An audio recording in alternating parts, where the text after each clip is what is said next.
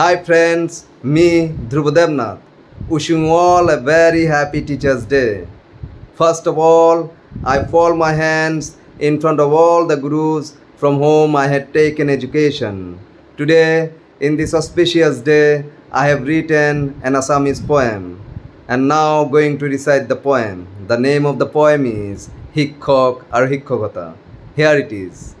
Moi ejon Hikkok or Hikkokotai mur jibon.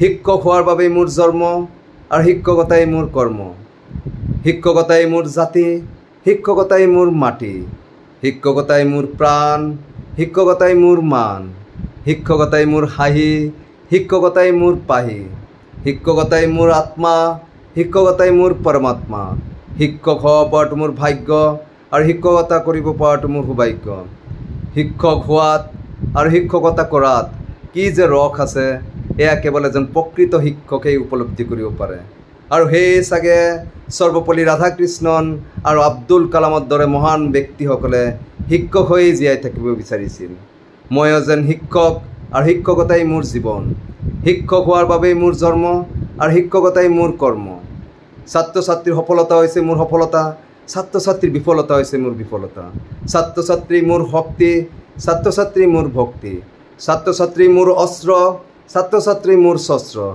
মই এজন শিক্ষক আৰু শিক্ষকতাই মোৰ জীৱন শিক্ষক হোৱাৰ বাবে মোৰ জন্ম আৰু শিক্ষকতাই মোৰ কৰ্ম ধন্যবাদ।